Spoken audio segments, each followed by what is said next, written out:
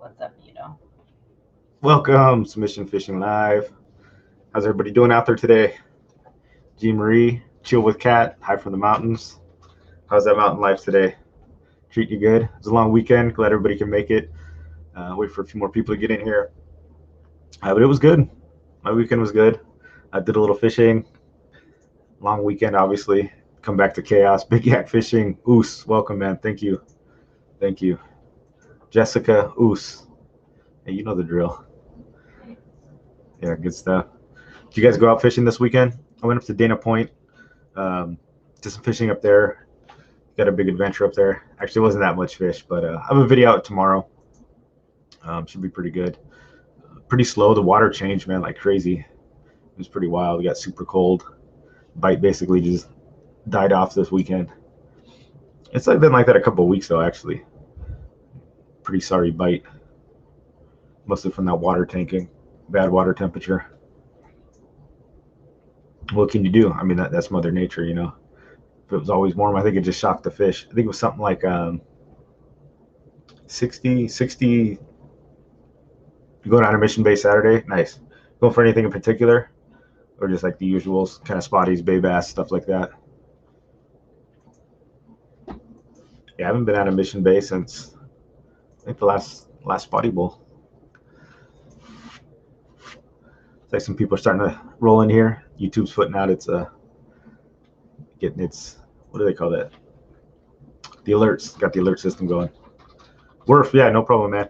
Take your time, 10 minutes. That works. Ooh, sound fishing. Welcome. How was the pier fishing? You skunk out, you said?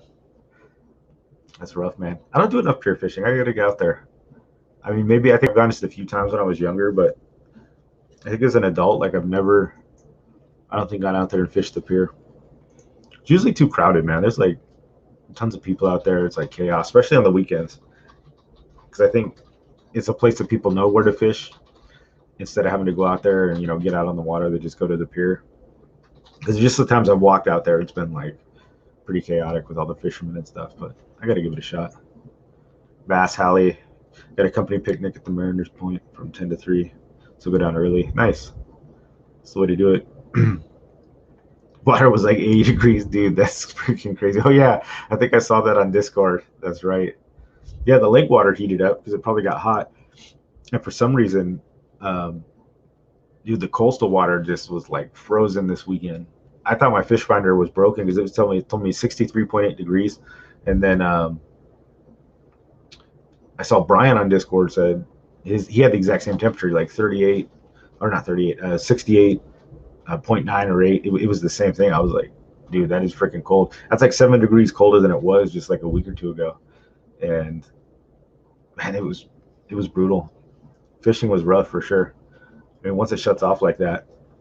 You got friend Kobos on Instagram Live. Friend Kobos, welcome to Instagram Live. Oos, welcome. We're on YouTube too if you want to chat.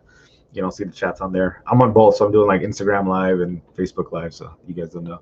But yeah, the fish counts too. Like the past couple weeks, like the past 2 weeks, it's just been crazy slow out there on the like the charter boats and stuff. And then, but like the last couple of days, it's just been heating up like crazy. I've been seeing the big numbers again, kind of how it was like at the middle of summer. But yeah, last 2 weeks, last weekend, it was rough. I saw lots of boats bringing back donuts. No reports or like 2 fish. For I don't know 30 people, something like that. Even the overnights were like showing no reports. It was like 2 nights in a row. I think maybe it was like Saturday or Sunday or like that Friday, Saturday. I think I saw like 2 or 3 overnight boats and day and a half boats which is no reports. So they weren't getting on anything. And that's rough. Even those boats usually get on it. So the last couple of weeks have been like that. But last few days, I think last 2 days I've been looking at the fish reports. They've been popping off again. So I think maybe starting to change back a little bit. But it's not just like that, dude. It's like the ocean just shuts off. It's just no rhyme or reason to it. I mean, there's rhyme or reason, but none that we all understand, right? We'd all be getting huge fish every single time, but it just either they eat, they change, the soul litter can be any number of things, water temperature switch, and it just snaps off. But hopefully that'll turn around. I think it'll be better. It looks like it's warming up a little bit.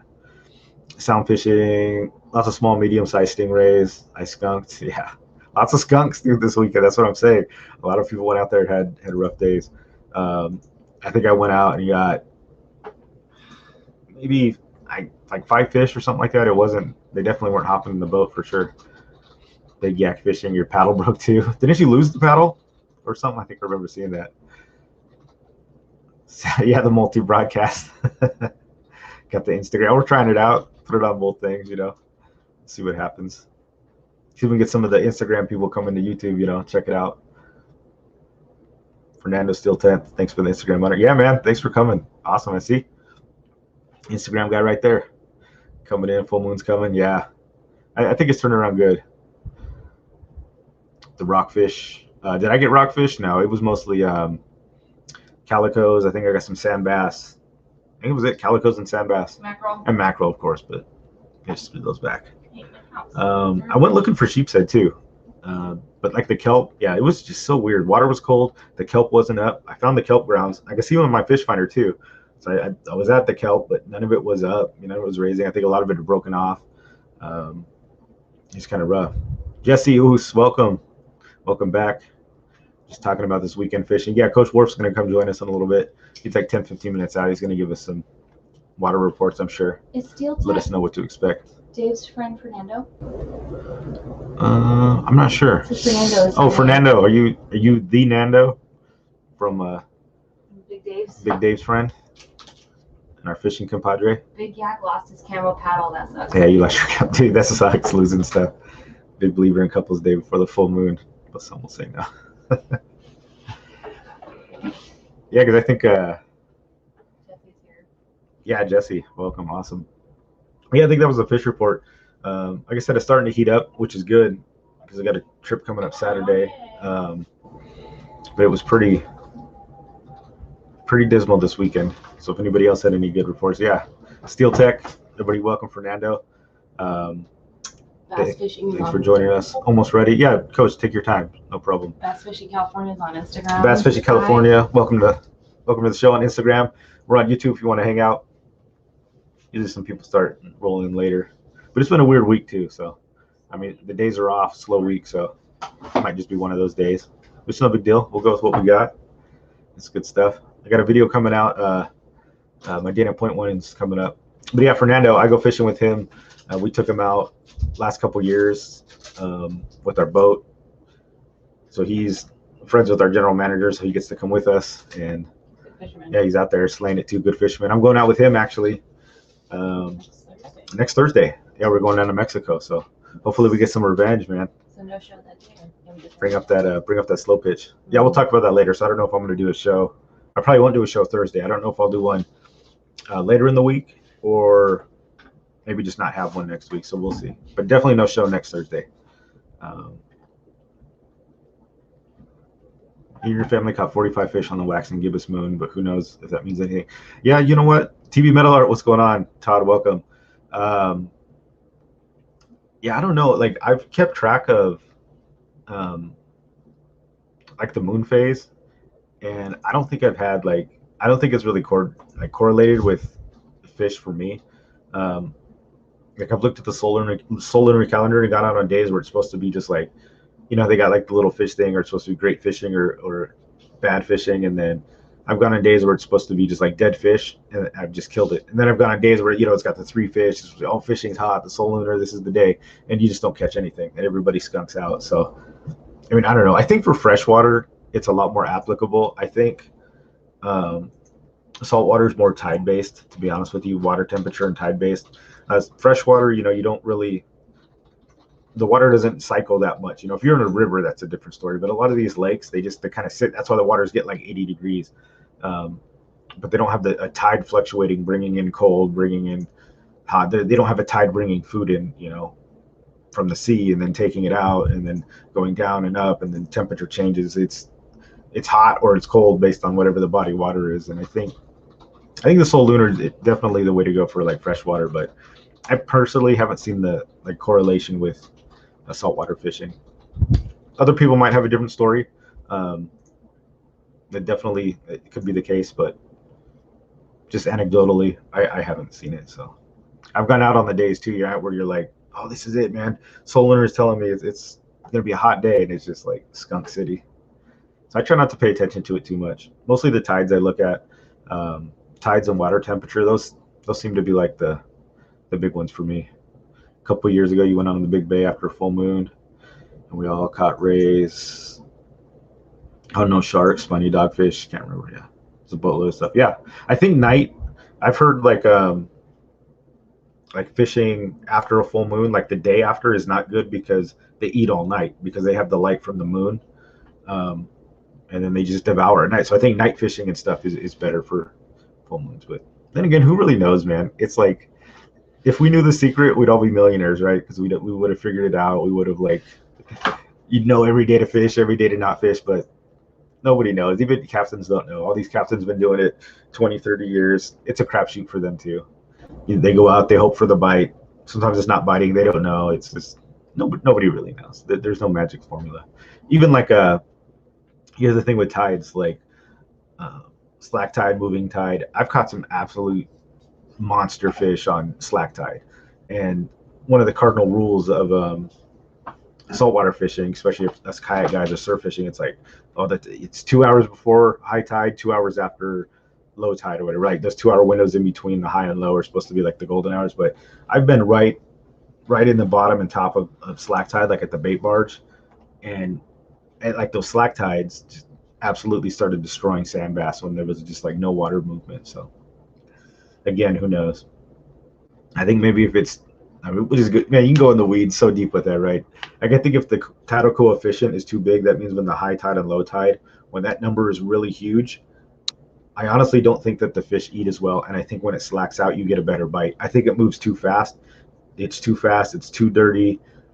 And the fish actually don't feed when the coefficient is just way too big. And then when it slacks out and finally stops, it seems like it's when they eat. But when you get that nice mellow tide, like that 5 to 6 foot swing, it's like that's when that fishing seems to be really good within the tides. But when you get like that king tide and that swing is like 8 feet, 9 feet, I think it's too much, and the water gets too dirty, and I just don't think they eat. And then slack tide seems to be better. So I wish we had the crystal ball. Those two. What about the moon phase and targeting? Xavier, welcome. I don't think I've seen you here before, but Oos, welcome to the show. What about the moon phase for targeting specific species? Yeah, I'm not sure. Like I said, I don't pay that much attention to the moon phase because I haven't had much luck for it. I know there's probably some people in here in the chat that are much more versed than I am as far as like certain moon phases. Like some of these guys were saying, sharks and rays, like on full moon, seem to be the ticket. Coach Worf is coming on. He'll be on here pretty quick here. This guy, so we call him the coach. He's been around fishing for years, so we'll ask him that question. I bet he's got some answers for sure. He's got answers for everything. Maybe he makes them up, but I believe him. Mark G, what's going on, man? Welcome. Fish both sides of the tides and got skunks. I just want to believe anything that might give me another fish. Yeah, it's the little things, man. Right? Sound fishing, that's what we say. It's like, it's the culmination of little things, like your line, your bait.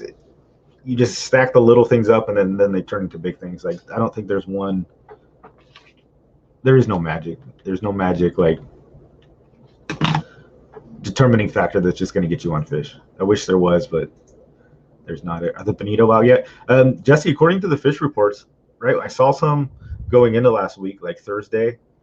I didn't see any when I was out there offshore, but basically on the fish reports, I've been seeing bonito coming up. So yeah, that's awesome, dude. I'd love to go out there and catch some bay bonito. Bonito are fun. A lot of people crap on them, but I love eating bonito, and I love the fight. Pound for pound, I don't know if there's any fish that fights harder than a bonito. If you guys ever hooked on like those big like 15 to 20 pound bonito, dude, they give you a ride, and it's freaking fun. But I like bonito too. I think it's some of the best eating fish. I know a lot of people just think they're trash and they throw them back, but they're good game. They're sporting. They're delicious. Yeah, Xavier, thanks, man. Thanks for watching. That's awesome. What more do you want? How do you cook bonito? Gotta bleed it. The key to bonito is you got to bleed it. Salty, oos. Wondering where you were at? Man, where all these guys just, their days are off, man. Welcome, man. Thanks for coming back. Bonito, the key with bonito is you got to bleed it. Cut its gills, cut its neck, get the blood out. That is number one. That's my rule with every fish. Every fish you catch, you should bleed. If you're going to eat it, bleed that thing. get the blood out of the system because that's what's nasty. But I honestly just eat bonito raw. I make pokey with it. That's my number one thing. I think I smoked it once and it was okay. I prefer to eat most fish raw unless it's like sand bass or something like that. Sheep's head I'll cook, but if it's like a good sushi fish or a fish that can be eaten raw, I'm gonna eat it raw. So that's how I do it. Pokey bonito is the bomb, or bonito pokey. It didn't feel like a Thursday. Yeah, that's what I was saying, Salty. I'm like, dude, everybody's like, even myself too. I'm like, what day? All week, I'm like, what day is it? Oh crap, it's Thursday today. Yeah, we got the show. Everybody's off, right? Everybody's time machine's off. You ready to go, Coach? I see you in there. He's giving me the heads up. We got Coach Wolf coming in. He's gonna give us some sage-like knowledge. I'll probably need my headphones so I don't echo on you guys.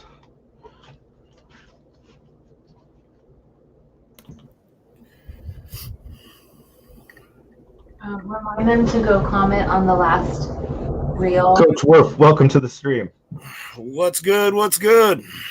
Not much, man. Just another Thursday talking about fishing. How you doing? How you feeling? Feeling all right. Tested positive for COVID yesterday, so. Right, it's what you're saying, man. That's crazy. I was like, you don't have to come on the show. We'll totally understand. It's the same. I'm happy to chime in if I can chime in. If my voice is a little rough, well, you're getting what you pay for. So. Yeah. No, we love having you, so that's awesome. Hopefully you feel better. It doesn't get too bad on you. So far, so good. No problem. That's good. We had a question. What do you think about the moon phase and targeting specific species? I think it plays a real big role for guys who do certain stuff. And then for other guys, well, the big thing to remember with the moon and its phases is the strengths of the tides change. So back to the tides, yeah. So, well, I mean, it's the moon, but at the same time, it's like, well, when are your greatest tides? That's when you're going to have the most current. So species that are dependent on current are going to be feeding harder. Species that don't rely on current very much, they're not going to be feeding as hard. So, I mean, for some species, especially for nocturnal species, sharks, rays, giant calicos, it's hard to go wrong with a full moon over your shoulder. Right. You know what I'm saying? What do you think of and I've heard like if you fish the day after full moon, it's not good because they've basically eaten all night. Like they don't come out and eat the next day. I don't know if there's anything to that either, but it makes sense to me if they're just going ham all night, you know? Well, I mean, if you're a predator that's got slightly better eyesight than your average prey and they're outlined in the moon real nice. Right. You know, of course, you know, there's cloud cover. There's a million different things to consider, Yeah.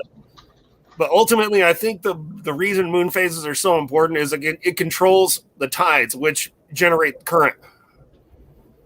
So the more current you have, some species have a hard time feeding in it, so they just kind of shut off and tuck in. And then others will be raiding the kelp line like calico bass or sharks. Yeah. That makes sense. Yeah, it still seems to be sharks and rays. They seem to be brought up a lot in that moon phase talk. That's good stuff. Yeah, so what do you think about the weather or the tide changes this weekend, man? I was out there at Dana Point, 63.8 degrees. I mean, that's freaking cold. That's almost down like 7 degrees what it was just a week or two ago. And Brian said he saw it, and I thought my fish finder temperature was broken. I'm like, it can't be this cold. And then Brian posted on Discord the same thing. He was like, man, it's 63.9 degrees or something. I was like, I guess my thing's not broken, but that was crazy. Is that just like a winter here to stay or just a one-time shot on the cold water? What do you think?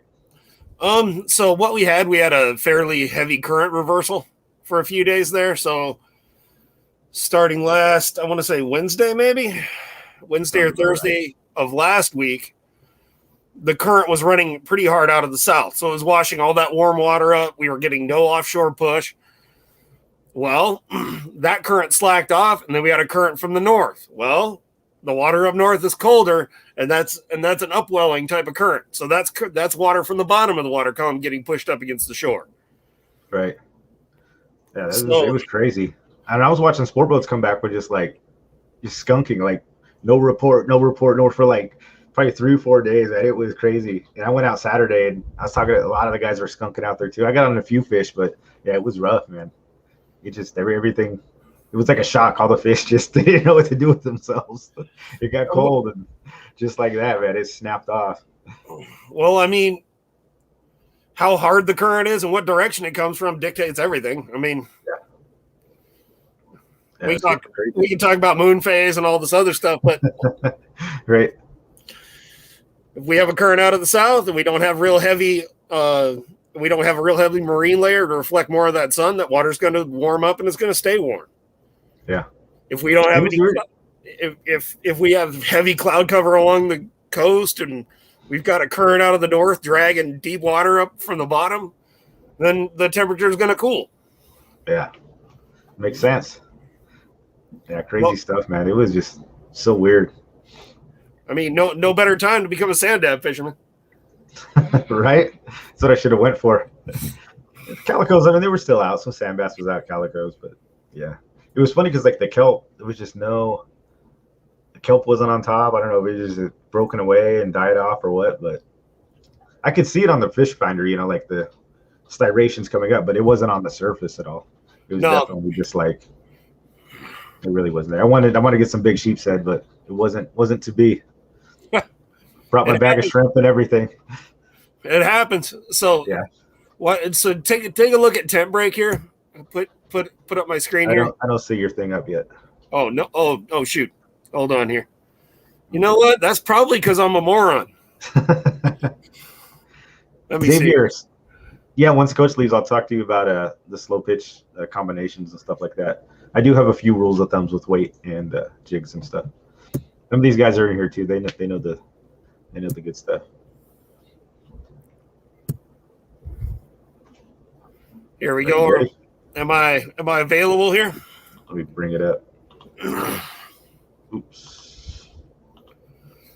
Here we go. Yeah. All right. So showing the map. So this is our 3-day SST. Keep in mind cloud cover is blanking a lot of this, and you're going to see some weird stuff. But look at our 3-day SST. Now look at our 8-day SST, if I can get down to it. Look at the difference in temperature. Wow. Dude, that's crazy. Yeah. It's not even like the same thing. Yeah, you're looking at a different map. So that's how much it can change just over the course of 5 days. Wow. That's wild. I mean, and look how warm this water is out here. 73, 74. Yeah.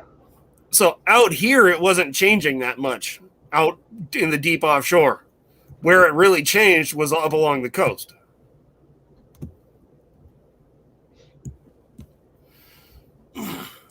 So you had all this cold water push up against the coast, a bunch of places. And that's gonna turn your bite around. Yeah. Being adaptable, being flexible, stuff we've talked about before can, on a day where the currents turn around, you're like, well, there's not much doing, hey, go catch some sand dabs. Go or try something totally different that you normally wouldn't. Right. Yeah, that's good advice. I should have looked at these before I went out. I just got on the water. And then I got the shot. And then I looked at my fish finder. I was like, that can't be right. Sure enough, it was, man. Man, that's crazy. Man, I tell you, and this is a real secret. Don't tell anybody, okay? But once upon a time, I caught a limit of decent rockfish from the Dana Point long jetty. Really, just right at the end?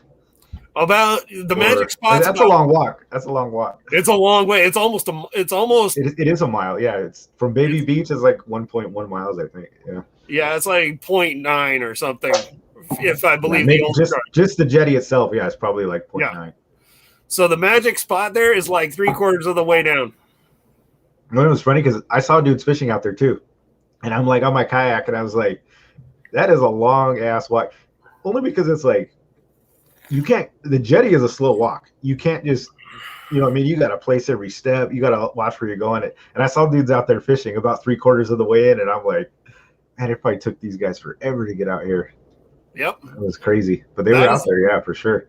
That is the only place I've ever caught a limit of rockfish from shore, like big, like meaty ones. Yeah, and I caught a couple sheephead too. And that was back in the day. That was back when like the limit was 30. And you could have 15 rockfish, I think, and 10 sheep. Yeah. Just have whatever. Man, that's crazy. That's good to know. Yeah, they're out there, man. I see those dudes. They're on the jetty for sure. Yep. And those guys are hardcore. That jetty is slick compared to our jetty because it doesn't get washed off very often. Yeah, that's what I'm saying. It's like all the that's a day. All the bird feces and everything just makes that thing slipperier than hell, dude. I'm not even kidding at all.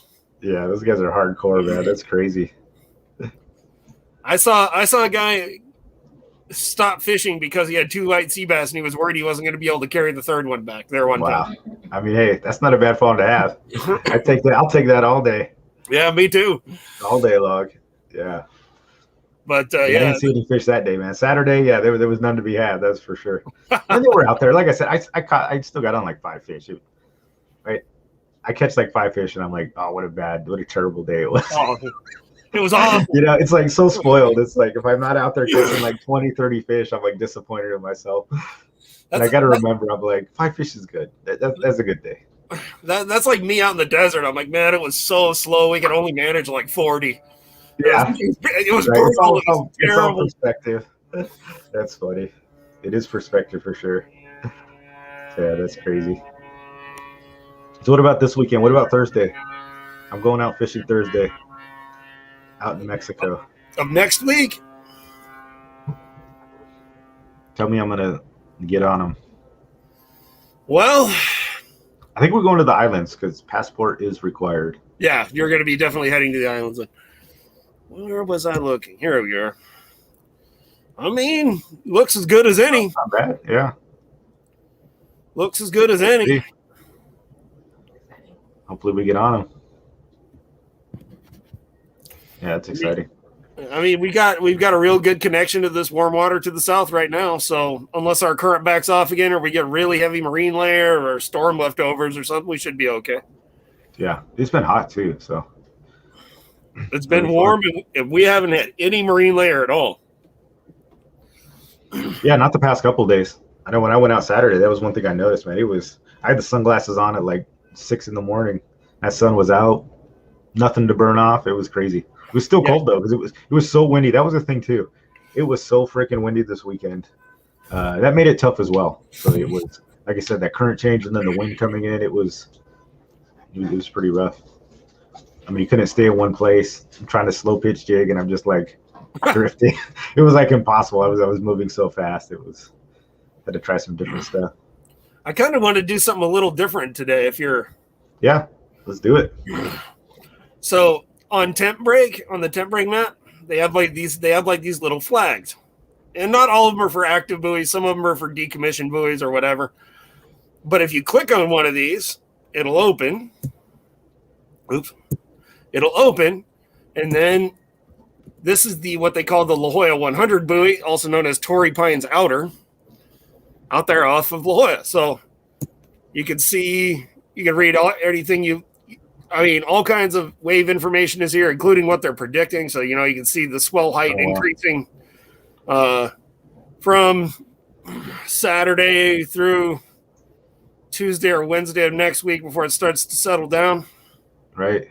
And then you can see the peak period, the peak direction, and the average period, all of which play their role, but kind of gives you an idea of what kind of thing you're looking at here.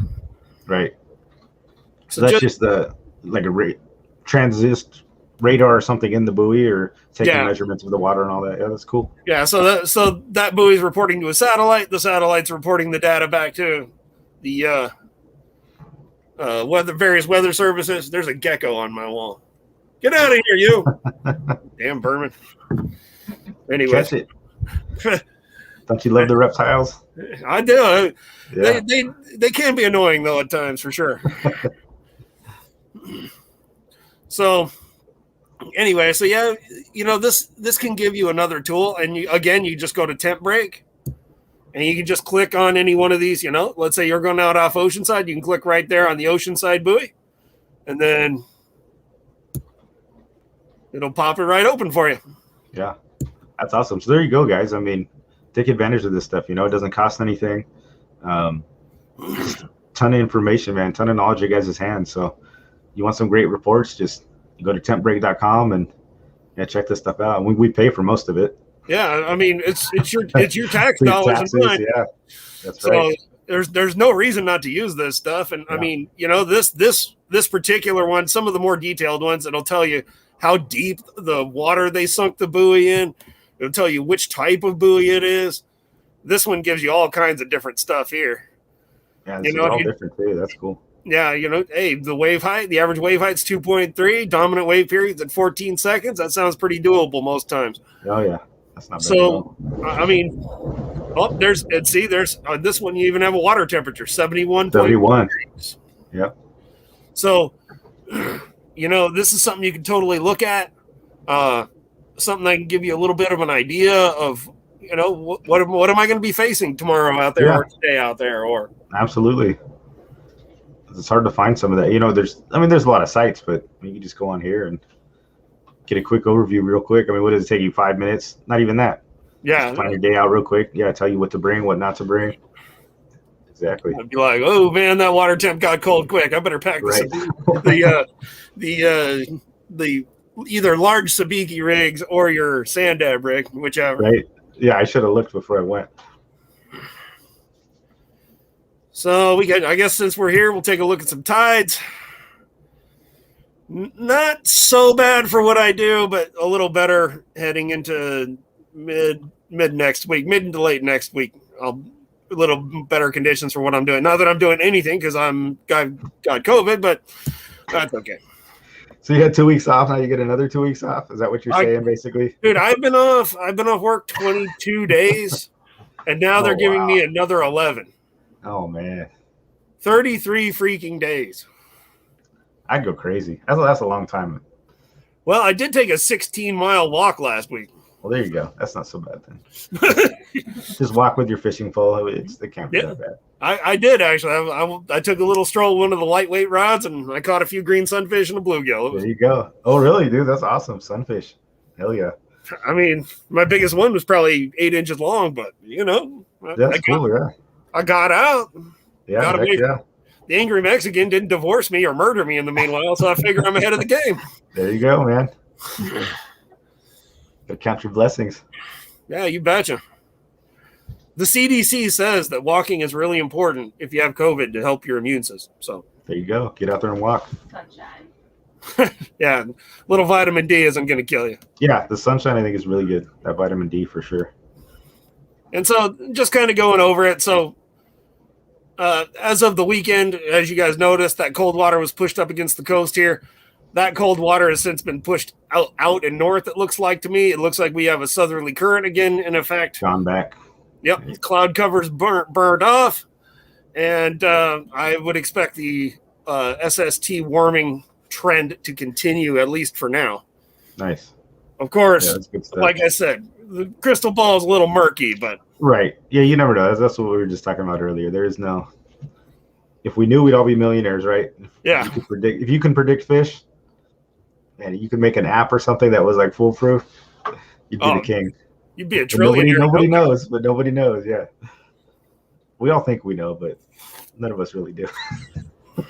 I don't know. I always just let the fish tell me. That's what I always said. Just let the fish tell you. You'll figure it out. There you go.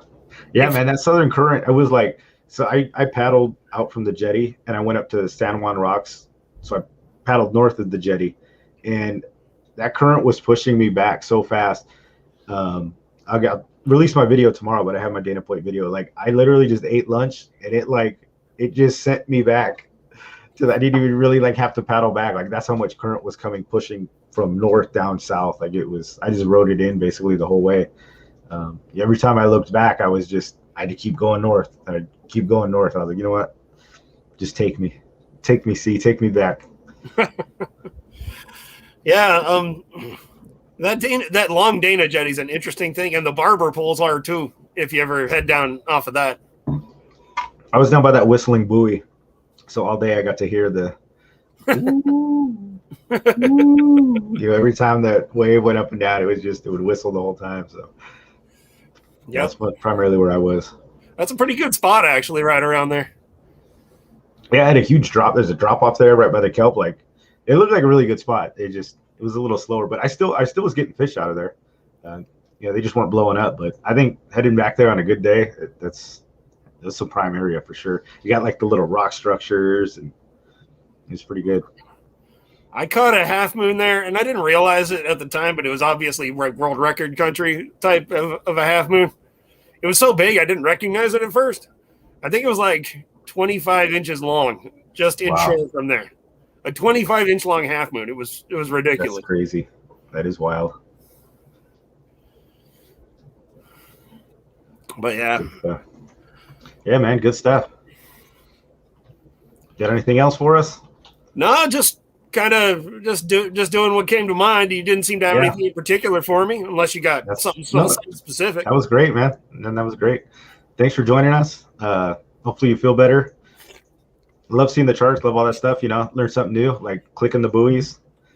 And just go to those sites, guys. Yeah, use those resources. If anybody else has any questions for Coach, we'll ask them, but I don't think I saw any pop up there. I have one. Just what would Coach, my wife wants to know, what would Coach fish for this weekend if he could fish for anything? I'd either... It's a really narrow question. Yeah, well, if I could fish anywhere, I'd be fishing in the north end of the Imperial Valley, and I'd be catching catfish and carps until the muscles tore in my forearms again like last time. There you go. But I did want to mention something to you, and thank you, Senora, for jogging my memory. As of yesterday, and I hadn't heard anything from today, but as of yesterday, that huge school of anchovies that was off the Mission Bay jetties was still there. Oh, I saw that, man. It's been there. If it's still there today, it's been there 6 days. Wow. That was wild. That might be something you might want to go look at. If you were going to go out and take a poke around, you might go look at that. Yeah. That's good advice. I saw that, man. It looked like it was raining from the sky, man. That's how much that water was rippling. That was nuts. I have seen no less than 4 or 5 YouTube videos that had it in there, and I've seen it on the Discord. I got pictures about it. I would be very surprised if by now some really interesting fish weren't keying on those anchovies. That's crazy. If SteelTech wants to know about surface iron retrieve speed. Slower for a good surface iron. Slower is better. Like a Tatty or Salis or something. Kickers, JRIs. What's your go-to surface iron? I hate to admit this, but if I had to pick a surface iron off the shelf to use, it'd be one of the bigger, light JRIs, and it would be in mint. I've always had mint seems to be. Mint is an amazing color. It's good for yo-yo. It's good for surface. It's good for yellowtail. It's good for dorado. It's good for tuna. I mean, I prefer black and purple for tuna, but if I had to pick one color to really do it all, it'd be mint. But honestly, I will probably never cast a surface iron again. Because your shoulder, or you just don't like them? Well, not only do I not go out on the boats, not only do I not go out on the boats anymore, my fishing has taken me in a whole different direction. Yeah. So you like the catfish days, huh? Well, not Imperial only Imperial Valley is where it's at. It sounds like. Well, if I was going to throw a jig to tuna, it'd be this one right here. Let's see it. We're gonna get the gold right here, guys. It'd be that jig right there. Nice. Is that a yo-yo iron, or is that just like, I think I have one of those, that Williamson or whatever? No, this is an ahi assault jig. Oh, okay. It's basically a diamond jig. Here's the old school diamond jig. And you vertical fish those, no, or you cast that out too? Depends on these are versatile. You can do any which way. You cast it and let it sink, or cast and retrieve, or you can cast and retrieve. You can cast, let it sink. You can jig it in place. You can jig it out of place. You can pretty much do whatever. Basically, you can flat fall it if you really. It's the thing that sucks about these jigs, and the reason that they're not used anymore is they're a ton of work.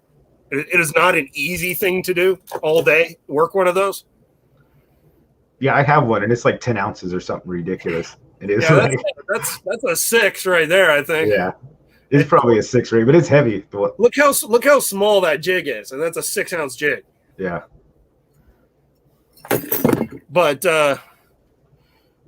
so a long time ago, years now, I just, if I'm gonna throw a metal jig to a fish, it's one of those. Cool. I'm not messing around with surface iron. I mean, I'll cast it out. I'll work it across the top of the water. If I don't like how it looks, or if the fish aren't responding, I'll start fluttering it down. Yeah. If the fish, snap it off bottom. Works just as good for lingcod as it does for tuna. Nice. You got more on that one? Go ahead. The only fish I would prefer not to fish for these is if I'm only fishing for yellowtail, but it's not really something I do often. So right. Good, man. That's good advice.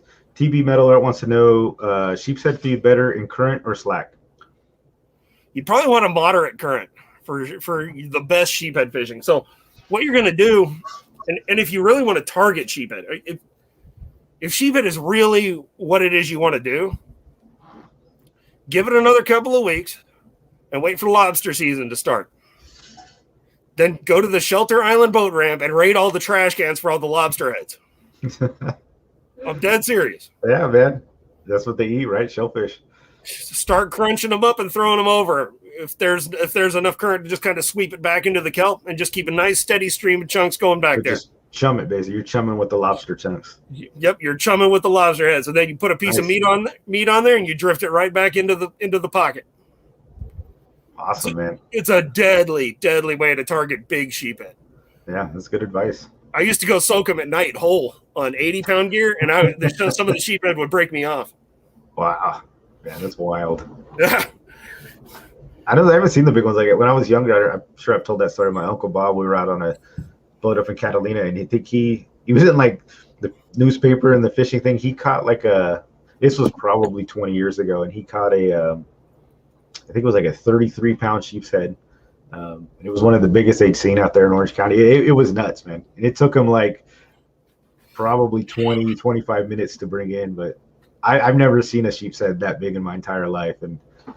But when I saw that one as a kid, I thought like that's just how sheep's head were, because we see all the 12 inches and stuff. And that was the first time I'd ever seen a sheep's head. So I just always thought like sheep's head were this huge fish. And it turns out they're not. But the first one I saw was like almost world record territory. It was crazy. But that's just my little sheep's head story I got for you guys. And I think that ate like anchovy or something. It wasn't even shellfish. Yeah. I caught, I think in 1 year I caught 2 limits shy of 90 pounds, 2 limits shy of 100 pounds, and then 1 or 2 over. That's insane. That's great, man. That's crazy. Yep. And that was all done because of the lazy lobster guys who, after the DFG guy checks their boat, they take all the heads off their lobsters and dump them in the trash cans down there. Looks like I'm rigging trash cans pretty soon. Well, October, right? Right around the corner. Here we go. Man, that's awesome. Leonard, welcome. Adobo. Oos, man, thanks. Welcome. Dr. Bianca, thank you for coming. Oscar, what's going on, man? Thank you guys for joining. See, everybody's coming in now. It's like they got that. Everybody forgot it was Thursday. Plus, fishy hour wasn't out at this time either. But my days were off too. All week I've been like, man, what freaking day is it? But, man, I've been away from work so long, I don't even know who I am anymore. Yeah, especially when you don't work because you don't know. Like, I'm the same way. I don't know what day of the week it is. I don't know. Is it Monday? Is it the 6th? Is it the 9th? Yeah, that's if you're not writing the date and stuff, like on paperwork. I'm the same way. Like I don't know. I don't remember. Yeah. Yeah, man. Awesome, man. Well, thanks for joining us. Great info as always. Thanks for answering those questions. Every time you're on, man, I learned something new. So, you have anything to plug? Worf TV, right? YouTube. Yeah, you can find me. I'm not too difficult to find. Worf TV on YouTube or any of you on SD Fish. You can't avoid me. Send me a message or post something. I'll see it. Awesome. It's I'm reachable, and especially right now that I don't really have a lot of other stuff to do.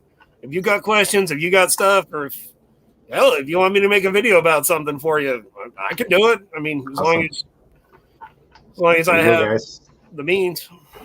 Go hit him up. Go help a lonely man out.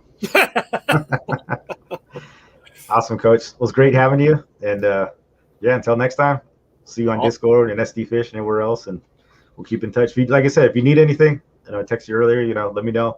If you need a meal or anything gets worse, Hey, there to help you out. So I seriously we'll be there for you. appreciate it. Just send your goodwill to me, and I'll try to do my best to give it right back to you. Take care of yourself, sir. Awesome. Thank you. All right, guys. Coach Worf, everybody. Hope you guys learned something. I know I do every time he comes on. That was great. So appreciate he comes on and does that. He was like, "You want me to be on the show?" And he's like, "I've got COVID-19." I'm like, "Man, if you want to be on, I mean, we'll find time for you, but don't stress yourself out." But of course, he's here, man, talking about fishing. Coach will be there.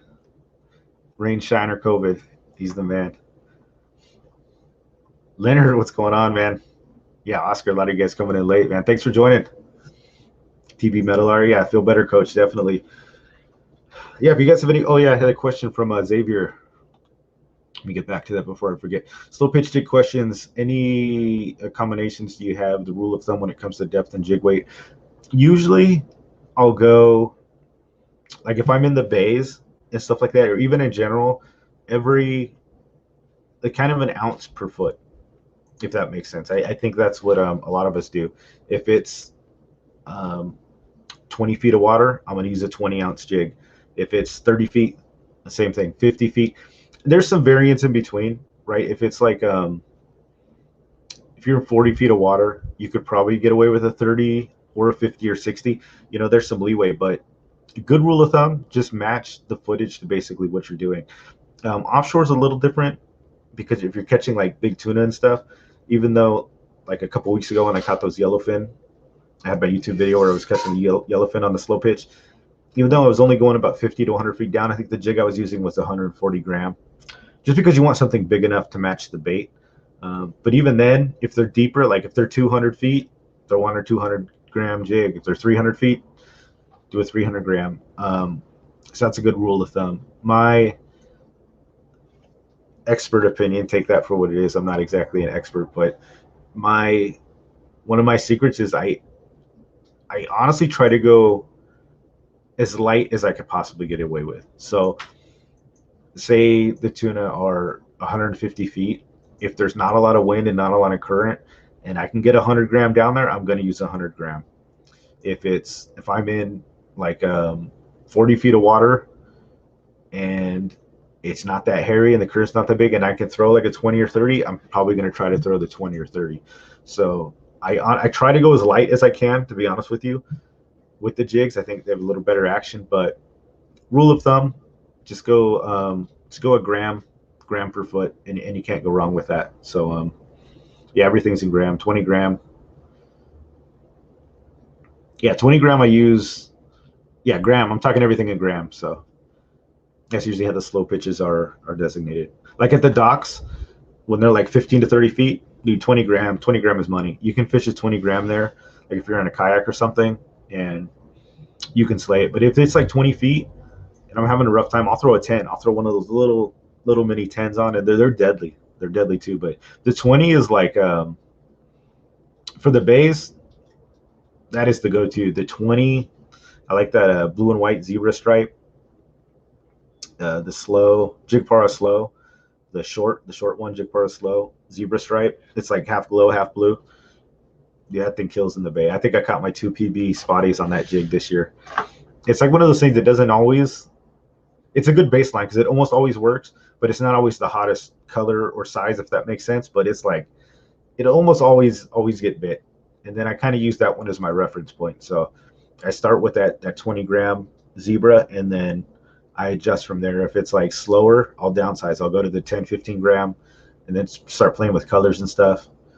If they're just popping off on the 20 gram, then I'll throw a bigger one, maybe looking for that bigger fish. But 20 gram in the bay is like, that's, I think, the perfect baseline little jig there. At least that's my opinion.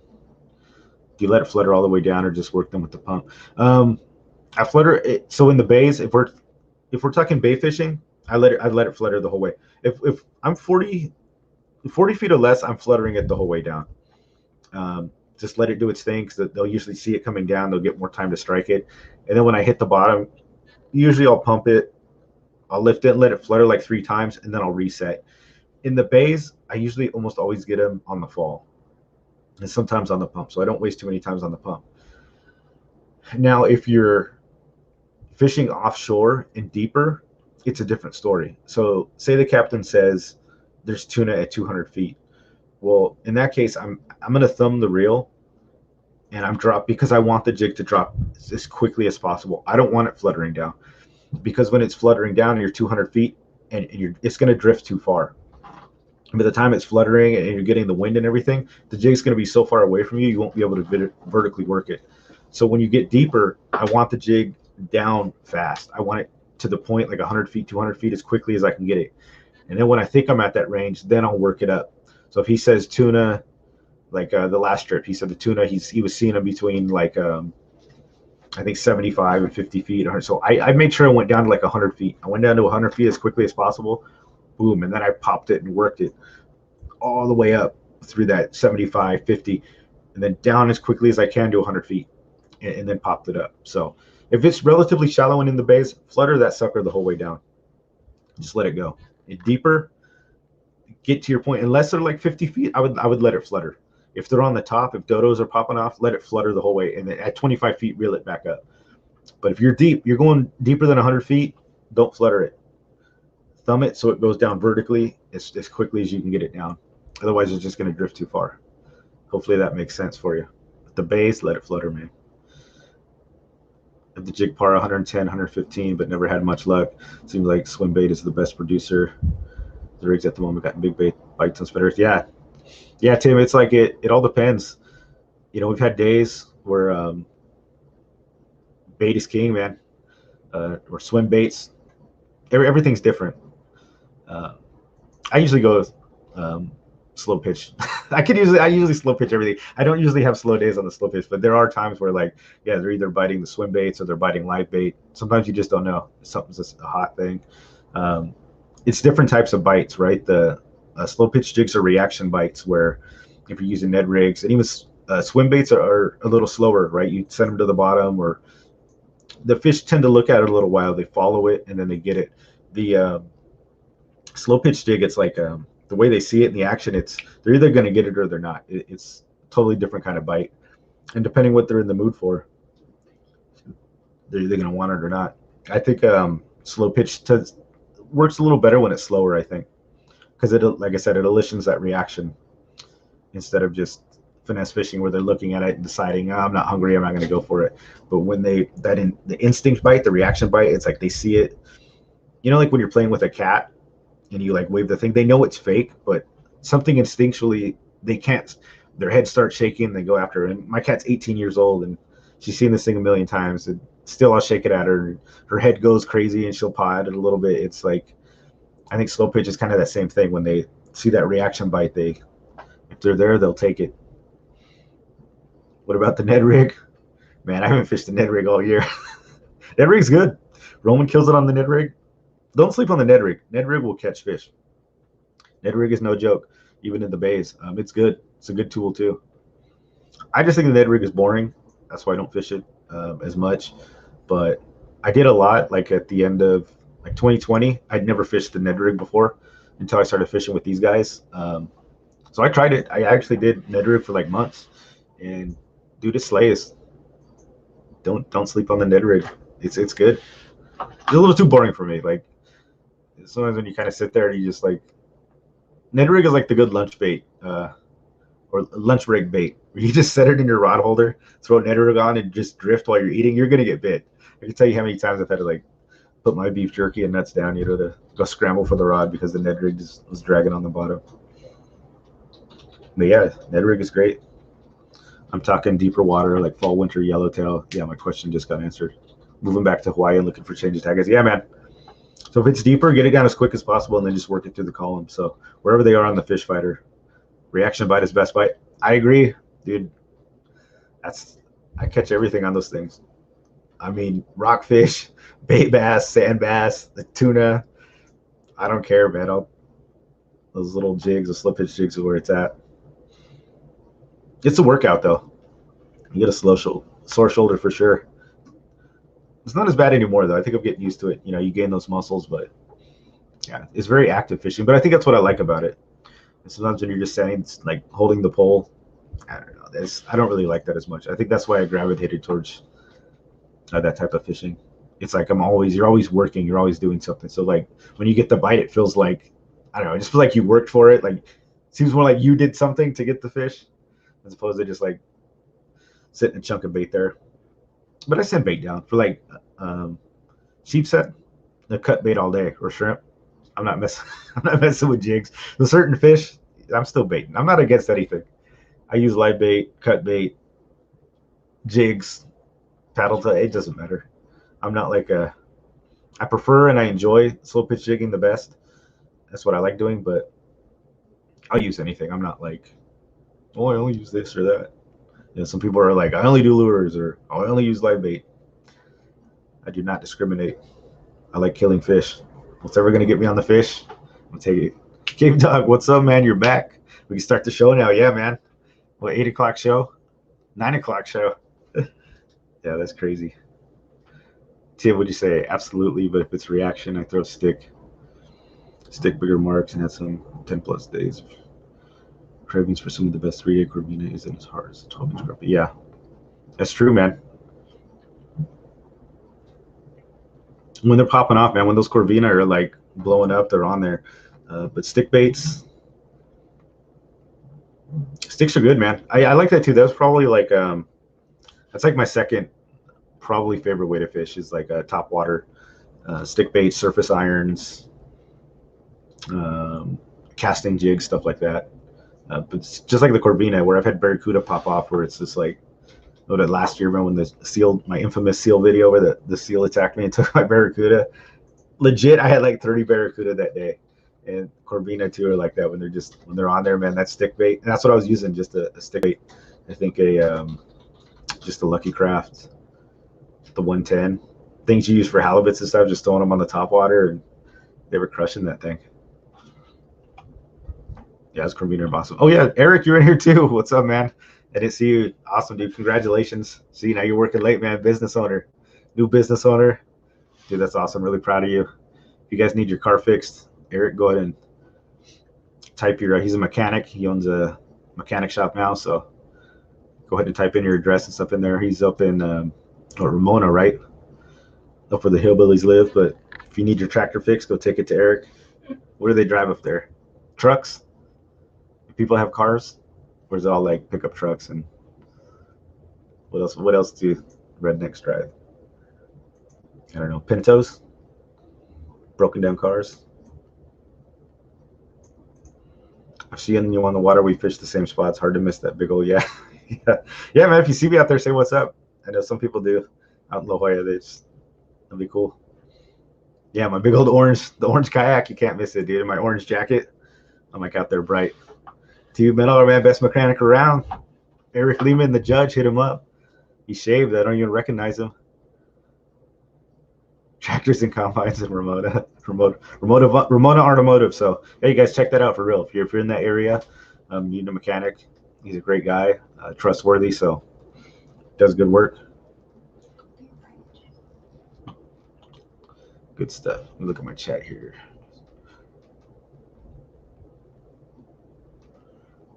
Oh, Jesse, that's what we got.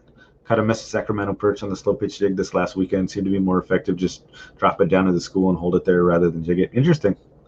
That's good stuff. Nesto from Alliance won the drawing for the comment. Oh, nice, Nesto. So you're the winner from Alliance. He's the Muay Thai coach actually at Alliance Jiu-Jitsu here in Carlsbad. So yeah, you get some fish frosting, man. I can bring that to you. I'm sure I'll see you on one of these weekends. If not, you give me your address too. I'll send that out to you. So that was the winner. You guys, we had a little contest for that. Check him out on Instagram. He's Muay Thai coach. You know what? I think just let me know which fish frosting you want. But I think you're friends with Roman Castro. I don't know if we were friends on Facebook or Instagram, but there was like we had the friend of friend thing. So I know Roman does Muay Thai too, or he used to, or whatnot. So yeah, check out Fishy Hour, guys. That's what I'm talking about. He does a show on Monday, and then Wednesdays with Roman and Brian. So if you're new here and you haven't checked out their show, go subscribe to their show. They do a show. He was the originator. He was the first one doing the show on Mondays. He was doing it all week through COVID. So he took some time off, so I picked up the slack doing the show here. But Yeah, you guys have any more questions? I didn't get to a lot of stuff I wanted to get to, so it was good, man. Coach was filling us with the knowledge. But we can say that for next week. I had some information on like MPAs and just what I think of them. If you guys want me to get into it, I'll do it tonight. But if you guys want to get out, I understand too. It's already been an hour. But if you want to run a little longer, let me know, because I'm probably not going to have a show next weekend. If not, we can wrap it up. If you guys want to go be with your families, I totally understand. What's that? I'm just gonna go party. You guys are gonna go party on a Thursday.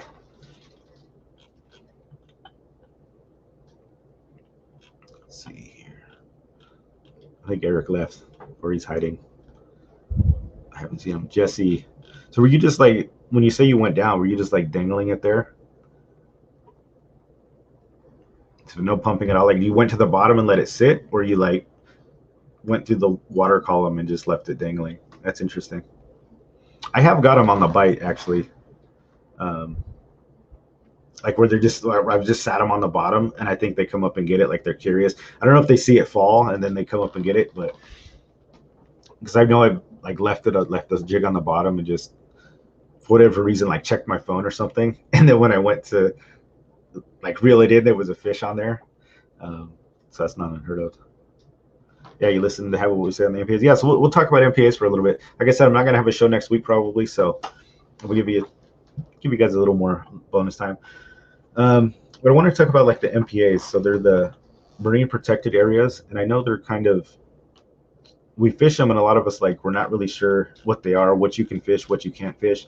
So I was doing a little bit of studying on them, mostly because I went up to Dana Point, and they have an MPA up there, and basically I wanted to see kind of what was going on. So MPAs basically they're marine protected areas here in Southern California. And when you look on the map, you know, we're down here. They have them in La Jolla, and then they have one up here in Encinitas, and then this is where I was last weekend at Dana Point. There's also an MPA. But they're basically marine protected areas. January 1st, 2012, Southern California, they went into effect. There were statewide MPAs. There's 50 MPAs in the region, approximately 356 square miles, about 15% of Southern California state waters. 2 special closures are managed by the region's complement of MPAs. The following summarizes the things. So this is wildlife.gov, and you can look at the MPAs. And when you see MPA, we usually go to La Jolla, and we know we can't fish there, right? It's like, oh, you got to get past the MPA. Nobody wants to fish in the MPA. And then for a while, I was going into Dana Point, and there was an MPA, and I was like, the first time I went up there, I was like, I didn't fish over there because I saw on my Fish Legal app that there was an MPA. And when I go over here to Orange County in the Dana Point conservation area, you can see here, this is the Dana Point MPA. And here is where I launched.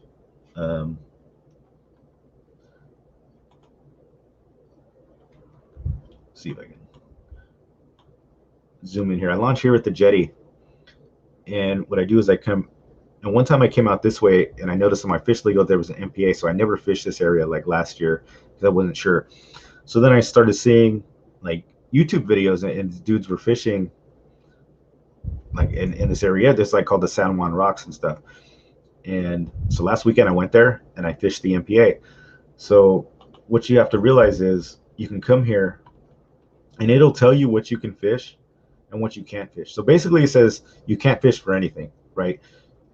Damages, it's unlawful to incur damage, take possession, limit living, geological, cultural, marine resources, recreational, commercial purposes. But this very last line, with the following specified exceptions. So this is actually all the stuff you can fish for. This is the exception. So here you can fish finfish. You can recreational take finfish by hook and line or by spearfish.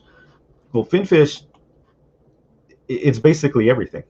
So finfish, by their definition, is as defined by the purposes for the MPA regulations, are any specified bony fish, or I don't know how to say this word, cartilaginous. That basically just means a cartilage fish. Shark, skates, rays. Finfish do not include amphibians, invertebrates, plant, or algae. Basically, if it's not a finfish, it's a shellfish. That's like the best way to kind of describe it. You know, if you're, because I was like, what's a finfish? Well, it has it described here. So at the Dana Point MPA, even though it's an MPA, you can still fish there. Basically, their MPA is protecting the coast and the tide pools. What they were having a problem with was when the tides were go low, I think people were getting sea urchins, and they were getting a lot of the life that was going down at low tide. So the Dana Point has an MPA. When you're on Fish Legal, when I first saw it, I was like, oh, dude, I can't fish there. It's an MPA. But you can fish there in MPA. So when I went there was boats, kayaks, everybody was there by the rocks. Everybody's fishing the MPA. They were just outside the MPA. But just because there's an MPA doesn't mean, even though it's a marine protected area, it doesn't mean that it's just protected from catching fish. This one, you can catch fish. You can even commercial fish in here. There's even regulation that says that. But you cannot take marine life from the low tide. Like that's what it's saying. So you cannot take any marine life except what's specified of what you can take. So you can't take the oysters, the shellfish, you can't take anything off the shore, and you can't disturb it. But the exception is fish. So you can get the finfish, you get all the finfish you want. And then, you know, when you would go down here to La Jolla, this is one that we always have questions about, right? We see the red one, and then we see the blue one on top. Where was it? And that's that one. That's the red one. Let's see if I can find the right one here. Yeah, so see this one, the SMCA. Now that one you can actually fish. Actually, I don't know if that's the right one. South La Jolla State Marines. So there's one where you can fish basically, oh, here it is. This is the one I'm talking about. So this is the one right above that red one in where we fish at La Jolla. So this one, again, it says you can't catch anything with the specified exceptions. So this you can catch the recreational taste of coastal pelagic species. What is the coastal pelagic species? Well, you can just come to the website. You can click it. Coastal pelagic species, defined by them, is identified by the MPA regulations include the following: northern anchovy, Pacific sardines, Pacific mackerel, jack mackerel, and market squid. Basically bait, right? And a lot of us say that, oh, you can make bait there, but this is what it means. So when it says coastal pelagic, that's what they're talking about. Some MPAs are pelagic fish only, pelagic finfish. So meaning you can catch barracuda, yellowtail, but you can't touch the rockfish or the bottom fish or the bass. Finfish, pretty much everything. So I just wanted to bring some attention to that. MPA does not necessarily mean you can't fish. The red MPAs, different story. And when you see the red MPA, you're pretty much done. I think a lot of those are federal too, and you just can't fish them. Like it's just, you're done. So the red, when you see the red, I think you're out of luck. You're not going to be able to catch anything. But I just wanted to shed some light on that with you guys. So we use an app called Fish Legal. A lot of us in the club, and you can see the MPA. And a lot of it is when you click on the top, it'll actually tell you the regulations and stuff too. I didn't know that, but up in the corner. But you could also just go to wildlife.california.gov, and you can actually look at the specific MPA, and you'll find, like at Dana Point, in certain areas, you can actually fish for things. So just because it says MPA doesn't mean that you're at your SOL. Catalina is a lot of that too. So there's a lot of MPA around Catalina. I didn't want to show on here. I mean, they have pelagic. They've got like the pelagic coastal clause in there, which means, or not coastal pelagic, just regular pelagic, which means you can take yellowtail, bonito, anything that's pelagic. Basically just is the water column where the fish live. So when you hear pelagic, it's mostly the fish swimming on top. It's like a layer of the water column. It's basically opposite of bottom fish. So when you see pelagic, if it's swimming, tuna, yellowtail right at the top, you're good to go. But if you don't see in the exception rockfish and stuff like that, you can't fish the bottom. So that's the difference. It doesn't always just mean MPA, no fish. It just could mean fish for different fish. So it was kind of weird fishing in the MPA there. I gotta be honest with you. And even still, like I went up there and I'm like, there's people fishing here. Like this thing says I can fish. And I paddled out there and there's people fishing in it. And I'm like, yeah, I guess they are. We're just all traumatized from the La Jolla MPA down here.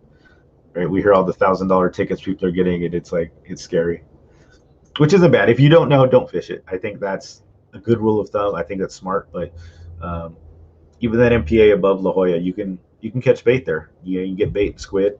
That is permitted, but anything you can't target other stuff, and you got to throw it back. So I just thought that was interesting. Like Swami's, yeah, Xavier says Swami's is only open for spearfishing and pelagic species. Exactly. So when you go to Encinitas and Swami's Beach, you're exactly right. There's a big MPA there, but you can still get the pelagic species. But you can't be catching the rockfish on the bottom and stuff like that, disturbing the bottom. But yeah, it's just good stuff to know.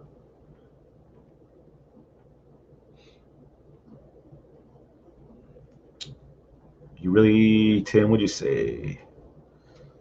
Really knowledgeable. How do you feel about Doheny? I'm not that knowledgeable. I'm Dana Point, to be honest with you. I've only been out there a few times, but I try to do my research, like for the shows and stuff. I fished Doheny actually last weekend when I went out. One of the cool things about Dana Point actually is you have the dock, and then if you go north, you have kelp grounds and the MPA, and you got the San Juan rocks. Dude, there's great rock structure up there, and then it gets deep. And then when you come south in the same area, you have Doheny Beach, and it's the beach right there. You can literally fish like just right outside the breaks of the surf. It's pretty cool. Yeah, I didn't catch anything in Doheny. It's my understanding that there's lots of good halibut there. I did go halibut fishing last weekend. I was looking for them. I trolled around the A-rig. I know people catch leopard sharks, halibut. Again, lots of sandy fish there because it's sandy bottom, and there was grass patches. And there's like that rock structure right by this. When you come out of the launch and you go down towards Doheny Beach, there's like these two big rocks. I mean, I'm almost positive there's halibut there. I've seen some people pull them out, super sandy. I trolled an A-rig for like an hour back and forth. No, I didn't really get anything. Like I said, the water was so cold it shifted. But I think Doheny for halibut, sharks, probably rays are out there because it's super sandy. And there are some grass patches, but halibut city, and I've seen people catch halibut there. So if you want halibut, I would definitely comb Doheny Beach, leave Dana Point, just go south. It's like right there. You don't even have to travel. You're like already out of it. Yeah, I tried it. I hit it. No luck, but I have seen it. It does produce like anything. If they're biting, they're biting for sure. So hopefully that helps out. Give you guys a little bonus content. Yeah, thanks for joining me. It's great seeing you guys, seeing some new faces. Give me a like and a subscribe. You guys, that really helps. Check out submissionfishing.com.